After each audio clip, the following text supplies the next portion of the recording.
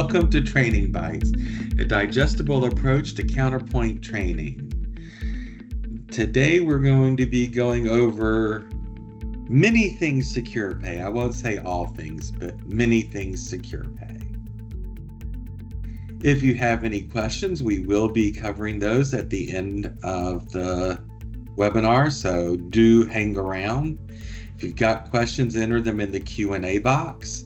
If for some reason you don't have a Q&A box, you can put them in the chat box. So I wanted to say chat circle, because it's circled. My name is Marty Katz. I am a project lead at C&K Systems, and I will be working today, ably assisted by our hostess, Gina Thomas, the training manager at C&K Systems. Good afternoon, everyone. Yeah. Between the two of us, Gina and I have way too much experience with Counterpoint. So let's go into some of the questions that come up with secure pay. Sometimes you get an error message when processing a credit card, or a customer complains about a duplicate charge. Or if you're used to it, you used to have a pre-settlement edit list. So how can you see a list of charges before closing out for the day? And then what can I do with credit cards if the internet isn't working? So in this session, we're going to cover the Secure Pay portal, where we can review, settle, or void credit card transactions and resolve some errors. We're also going to go over secure pay reporting. There are some secure pay reports and a reconciliation report that are available from within Counterpoint. And then store and forward accepting credit cards during an internet outage. So you can get to the portal by going to portal.ncrsecurepay.com. Just open up a browser and it should take you there. Or you can do it from within Counterpoint, going to point of sale, credit cards, settle credit cards, and that will open the Secure Pay portal for you. In the Secure Pay portal, you can review the transactions, not just for the day, but up to 18 months back, add, remove stores, do password resets, update company and payment information. So this is what the portal looks like. You have a login ID, so you go to the portal, you put in your login ID and password and click on login. In here, you can review batches, and here we have a batches tab where you can see the transactions in each batch going back, like I said, about 18 months. So you have here the kind of details that you might need. Here we had 3 sale transactions, no return transactions. That makes a total of 3. Even I can do that math without a calculator. Total amount $429. And the status of these batches are both settled. And you can see they were settled at 2:01 in the morning. So I will assume that they were settled automatically, because who's going to get up at 2 o'clock in the morning to settle batches? But we'll cover manual in a minute. You see here we have 2 more tabs, and I don't have pictures of them, but I do have these tabs here, and I'll tell you what's behind them. Here we have a failed tab, and behind the failed tab are a list of all the errors that Counterpoint has returned, that Secure Pay has returned to Counterpoint when you're having trouble processing a credit card. And these would be your declines. Bad PIN. Someone it's a debit card and they put in the bad PIN. You have behind also things that are more configuration based, like serve not allowed. That's one of my favorites. It's like you could be more specific on that if you tried. And under advanced search, we have 18 months worth of history. And it has a, just so you know, you don't have to scroll through 18 months. It has a filter like these over here. So you don't have to look at it in that kind of detail. Down here, when I'm looking at the batches, we can see down here we have transaction details. And we see here in this batch, batch number 21, we had three transactions. They were sale transactions. Two were by chip, one was by contactless. They were all point-to-point encrypted for security. They have MasterCard. We had a MasterCard transaction, a Visa debit transaction, and a Visa transaction by contactless. I think I may have disappeared briefly. Gina, can y'all hear me? Yeah, no, you didn't disappear at all. Oh, okay. On my screen, I did. And here we go. So we have the account numbers. We can see um, these two transactions ended on a credit card number 4495. This one ended in 4837. You got expiration dates. You have the amount. There's more data over here to the right. If you wanted to, you could manually settle these transactions by highlighting the batch. And if this didn't say settled, this would not be grayed out. So you could do that if you wanted to. And one of the things I'm going to cover in a minute is you want to make sure that your transactions are settled before you make certain changes to your secure pay settings. We do not recommend. You can void a transaction in Secure Pay, but we do not recommend that you do it except for if there's no other way to avoid the transaction. So let's talk about that for a second. In Secure Pay, if you void a transaction here, it will not feed back to Counterpoint. So you want to make sure that you're, we'll cover that in a second. You can't void settle transactions. So if you highlight that, we have a little button down here that says void. You cannot do that if it is not highlighted if the correct transaction is settled. Why would you want to void a transaction here? And one of the reasons would be if a customer comes in, the cashier had trouble processing a credit card. So they have trouble processing the credit card. They end up ringing the card twice. And let's take a look at this down here for a second. We had a transaction that was contactless, and then we had one that was inserted by chip. It's the same card, same amount, but there was a problem. And so the customer may have two authorizations on her account. And so on their account. And they come back and they bring in their cell phone and they say, look, you double charged me. Well, the first thing you have to do is make sure that there was a true double charge. And the first way is to look in Counterpoint. Do we have two transactions in Counterpoint of the same amount on the same card? If you do, you can just void one of those transactions. No harm, no foul. Okay? Don't have to go anywhere special to do that. But say, for example, this was a true duplicate. Here we have a true duplicate, but there's no ticket in Counterpoint that matches both of these transactions. There's one transaction on this card for $1.43, but Secure Pay ended up with a duplicate. So you highlight it and you can void it if it's not settled. Beware. Make sure that it's a true duplicate. 90% of the time, it's going to be a double authorization, but only one transaction.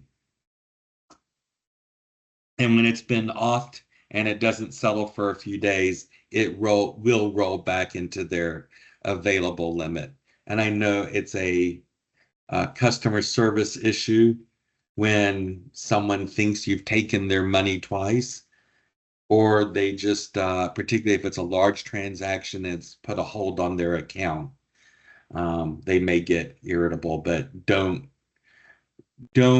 let them berate you into giving the money, because once you void this transaction, you come in here, you hit void. There's no getting it back. There's no undo. So please do be careful with that. You can update your account here in the portal that we have here. Again, if you want to change, once you've logged in and you want to change your password, you click on the login ID, and there will be a drop down to change the password for the portal. And then there's also a separate place to change your password for the EDC. It's the EDC password.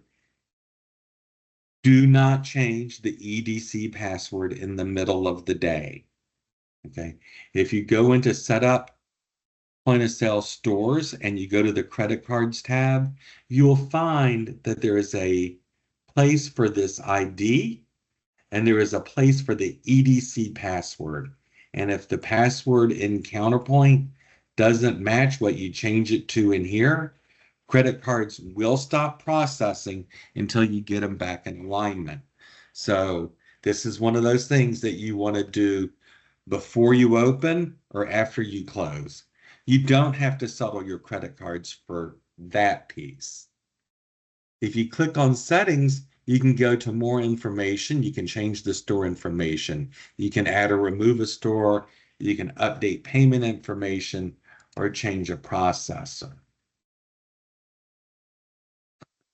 And here's what that next screen, the settings screen looks like. This says make sure all your transactions are settled before deleting a store. I would not delete a store for 18 months. But you have information up here. You can update information on the account. You can edit in the settlement portal. You can do all kinds of things. But if for some reason you had a store and you closed it and you're still getting charged inactive fees, you want to take your serial number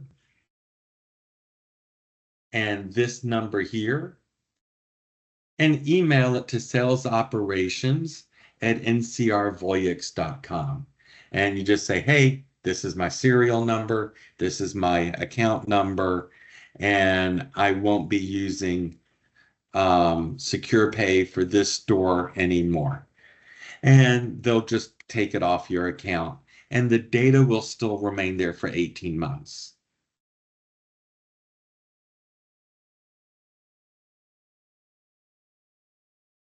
Delete store, update payment information. And oh, if you're going to change your processor, there's your button for that. Error messages in Counterpoint that have to do with Secure Pay.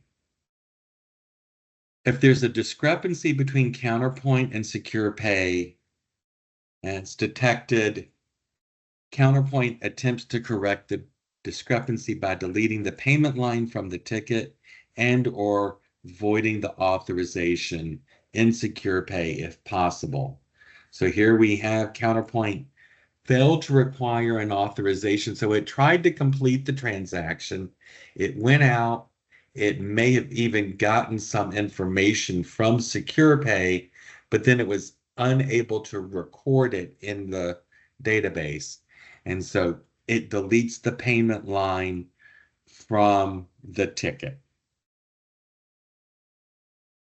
If Counterpoint determines that an authorization was created in Secure Pay and it was not received or could not be saved to the ticket, Counterpoint will try to communicate with Secure Pay and say, hey, don't take that money because we didn't save the ticket. So, and it will say that pretty much right here. Counterpoint charged the customer's card for the following payment, but did not save that payment with the ticket. And it gives you the ticket number, the sequence number, the amount, the authorization code, and the card number. And then it says this authorization will be voided in Secure Pay. So it tries very hard to keep them in balance. You'll notice the writing here is in red. When you get an error message in Counterpoint that's in red, pay attention to it. It really is trying to tell you important information. Um, so you can use your snipping tool to take a copy of it. It's my favorite way to take data, to capture data and send it to us to review. We can help you find the ticket, help you determine what this error message means, make sure that you're getting the money, and if you're not getting the money, you know why and what can be done to um, correct for that. You can also get a very similar message or maybe the exact same message when you're logging into ticket entry or touchscreen ticket entry, and it appears on the station where the transaction took place. That it gives you the information that you need to hopefully reprocess the transaction. And again, it's in red. Pay attention. So in Counterpoint, we have some reports. Back in the old days, if you were in CP Gateway, you might have been familiar with a pre-settlement list. I got a lot of requests after we moved to Secure Pay, and there was no pre-settlement list. Now there is, so it's makes everybody much happier. So under point of sale credit cards, you have your pre-settlement list, that's one of your reports, a secure pay reconciliation report, and stand-in authorizations or store and forward transactions that are pending or have been uploaded to secure pay. And we'll show you that before we're done. Here's the reconciliation report. And this is showing us transactions that were found in secure pay only, but not in Counterpoint.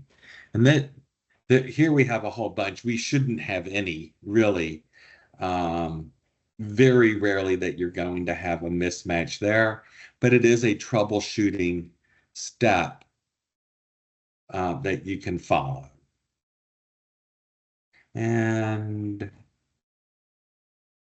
there's the Secure Pay reconciliation report really shows you three different things.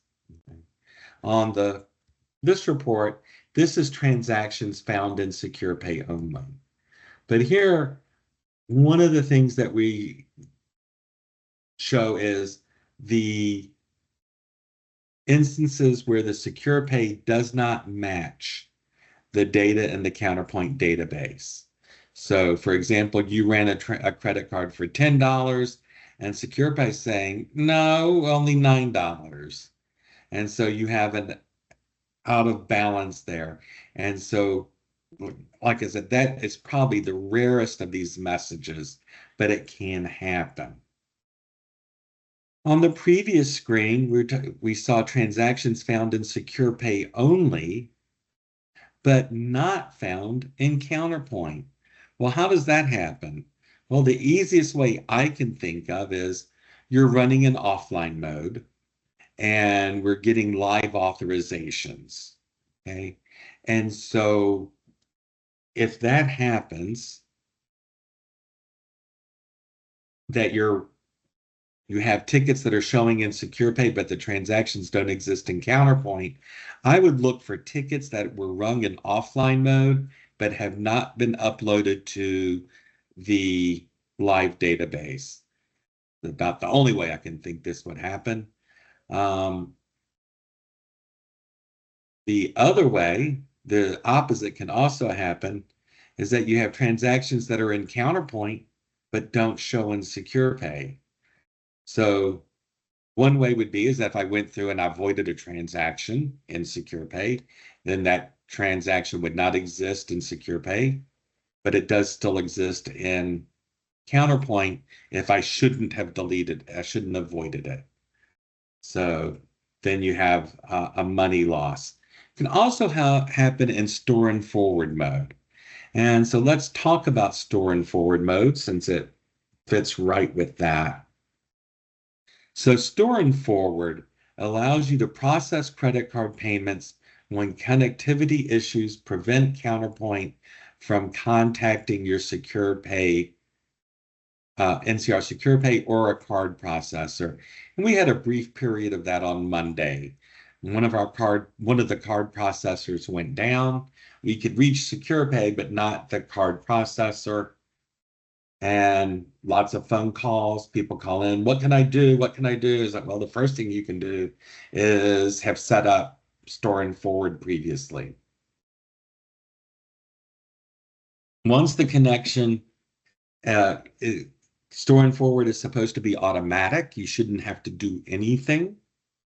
And it should just be silent in the background. And once the connection is reestablished, the payment is automatically sent to Secure Pay. In order to use store and forward, you have to be on Secure Pay and you have to be on a workstation that has a EMV payment terminal. Unless you have a really old payment terminal and an old version of Counterpoint that we don't support, then your payment terminal is most likely an EMV payment terminal. Once enabled, we do have to enable it. We have to enable store and forward before you need it. It's a lot like offline ticket entry. You can't call me when the server's down and say, hey, my offline hasn't been working for a couple of months and I never got around to calling you, but now I need it. It's like, okay, well, that couple months you didn't have time to call us is the time that you should have called us, because once you need it, it's too late. So once enabled, store and forward works automatically when the secure pay connectivity is lost. So you want to set it up. If you're going to want to use it, you need to set it up. Okay. Now, since it dovetails a lot in store and forward and offline ticket entry, and we get a lot of questions about this, you would not believe the conflation between store and forward and offline ticket entry. So first of all, offline is not required for store and forward. Okay. You can have offline, you cannot have offline. It has nothing to do with store and forward. Store and forward is not required for offline. You can choose to do your credit cards a different way than with store and forward, or we'll cover up in a second different things. So let's take different situations that you could have that may require offline, store and forward, or both. So situation one, you have no internet and your Counterpoint is hosted. So if you have hosted Counterpoint, it's up in the cloud. You have to have internet to get to the cloud. If you do not have internet and you can't get to the cloud, you need to be in offline mode. Okay? But you also don't have credit card processing, so you need to be in store and forward mode or have another way to process credit cards. Situation two, you have no internet, but you can still run Counterpoint because your Counterpoint is not hosted. Okay, I can get into Counterpoint, but I can't authorize credit cards. You need store and forward only in that situation. In situation three, You have internet, but your server's down for maintenance. So you have to be in offline mode. But every time you authorize a credit card, you have internet, it goes out there, it gets secure pay and says, hey, is this credit card good? Says yes, says no, whatever. But you don't need store and forward. Your transactions will be live. So that's the three different combinations of offline and store and forward. Things that you cannot do in store and forward. You cannot process stored value cards, EBT cards, or debit cards. Store and forward is not supported for use with CP Mobile and the Counterpoint API. Customer card on file data cannot be modified in store and forward mode. Saved card on file cannot be used in store and forward mode. Validated returns will not credit the original credit card in store and forward mode. Completed tickets with a stand-in authorization cannot be voided. And final payments for orders cannot be applied while in store and forward mode. All these require extra data that isn't available when working in store and forward.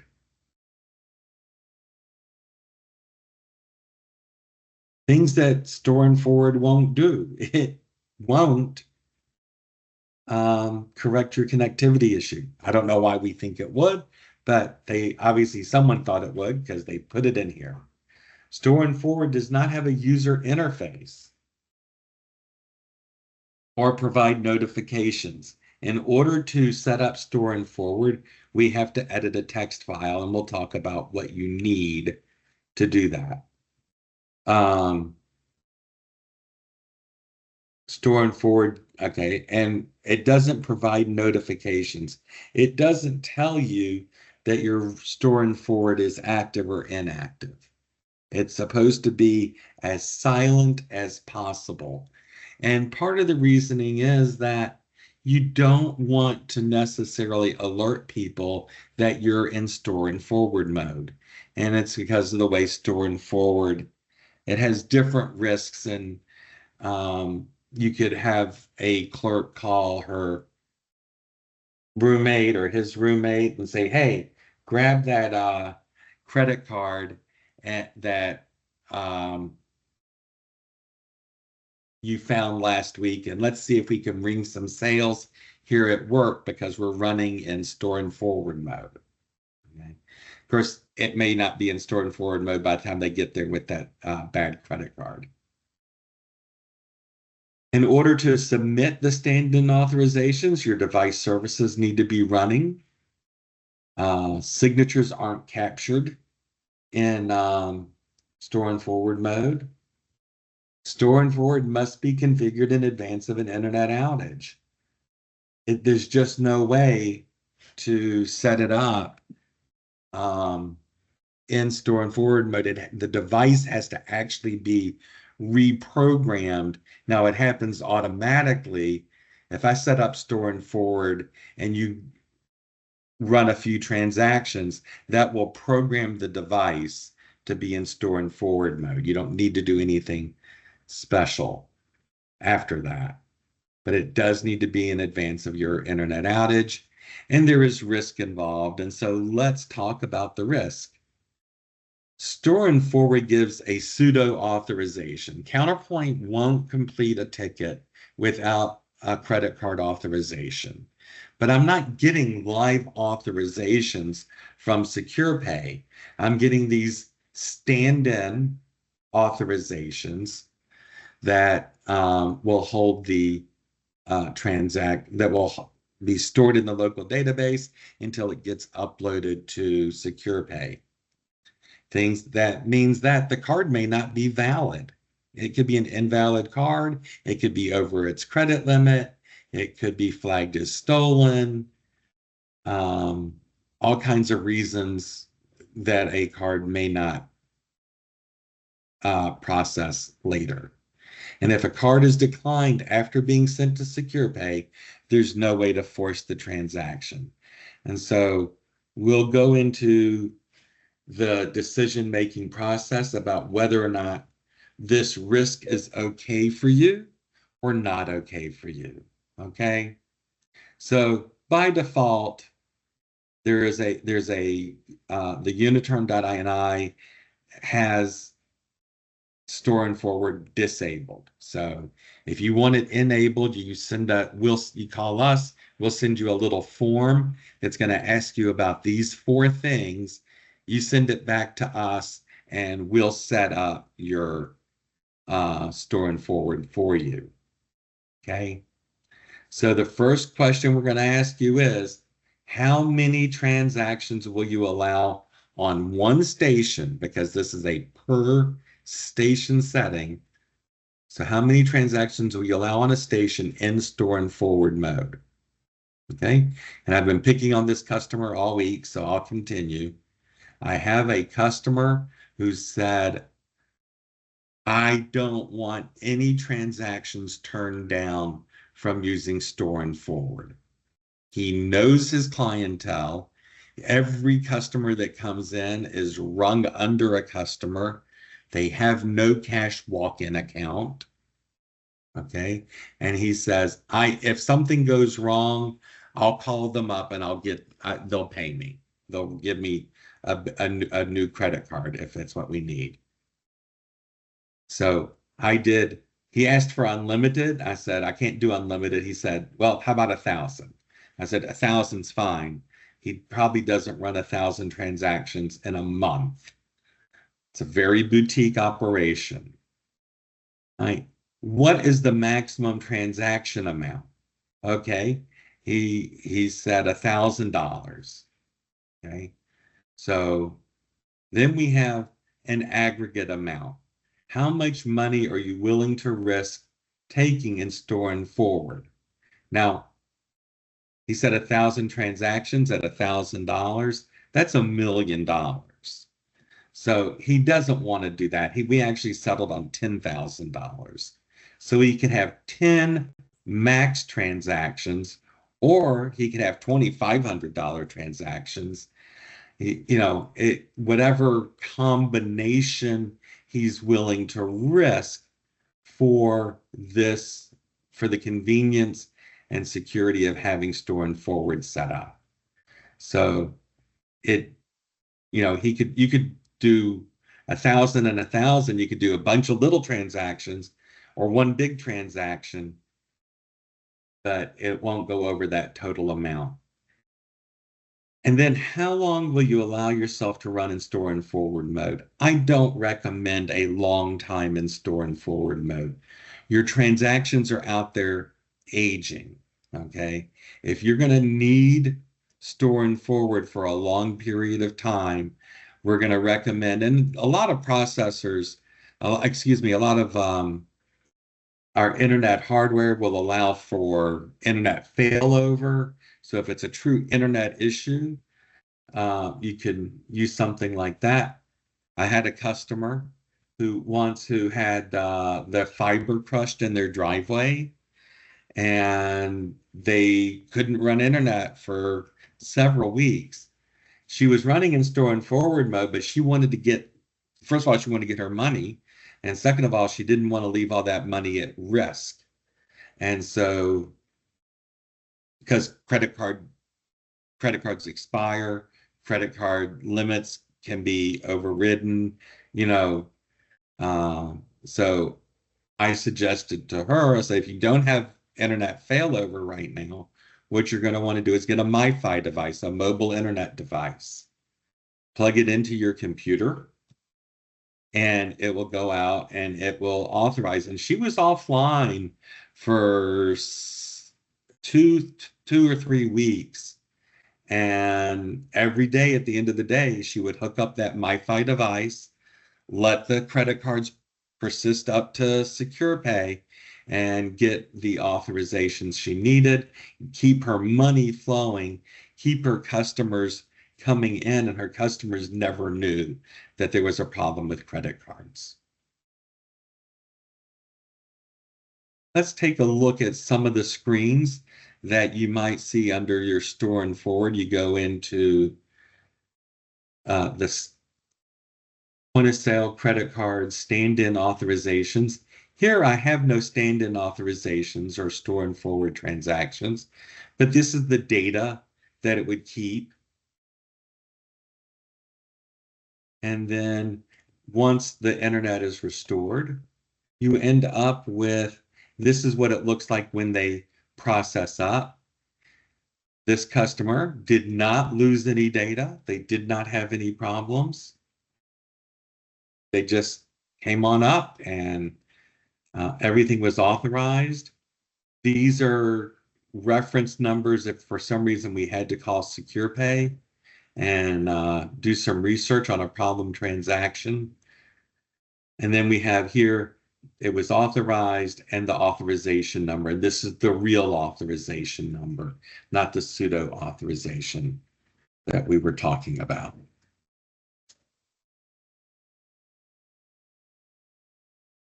So key takeaways, if I've done my job, you should know about reviewing, settling, or voiding credit cards in the SecurePay portal. Some of the SecurePay reporting that's available to you, including the pre-settlement list and a reconciliation report. And finally, what to do if SecurePay's down or your internet's out. Can you take credit cards? And the answer is yes, but. So if I did those things, and you think I did an okay job at it or whatever, you get an email on Friday, or you should have an email by Friday that with a link to www.cksystem.com. You can share your feedback, suggest topics. We are always looking for good topics that are appropriate for a big group setting or a small group setting. You'll get a link to the video in that email, and feel free to share that with people in your workplace. Next month, the data dictionary. Dun, dun, dun. Data dictionary is a very powerful tool within Counterpoint. You can use the data dictionary to change all labels in Counterpoint, make them more intuitive. Those are field labels. How to make a field required, how to make a field searchable, a keyword searchable field, and also create masks for consistent data entry so your phone numbers all look alike. We'll also go over configuring a lookup to leverage the data dictionary to configure an inventory lookup that includes quantitative values. If you want training on your system with your data, let us know. We'll be glad to assist you. You can give us a call at 888-476-7911, extension 3, or send an email to training@cksystem.com. All right, Gina. Marty, that was great. What's in the Q&A? That was great. I just have one chat, and it's just from Russ thanking you. Aww. I know. Nice. You're welcome, Russ. Well, he's gone. Well, come back, Russ, so I can thank you. And I think it's worth noting that if anyone's interested in Store and Forward, just log a support ticket. Yes, please. I think I did not mention that. So, yes, we'll be glad to set you up. Remember, we do this. I've set up more SecurePay accounts, more Store and Forward accounts, more I don't know what than I can shake a stick at. So we're the experts. We've done it bunches, and we'll be glad to assist you. All right. Well, thank you, everybody. I hope everyone has a good day. I hope that I don't get blown away by this storm outside, but we're all cool. Thank you. Thanks, Marty. Talk to you later.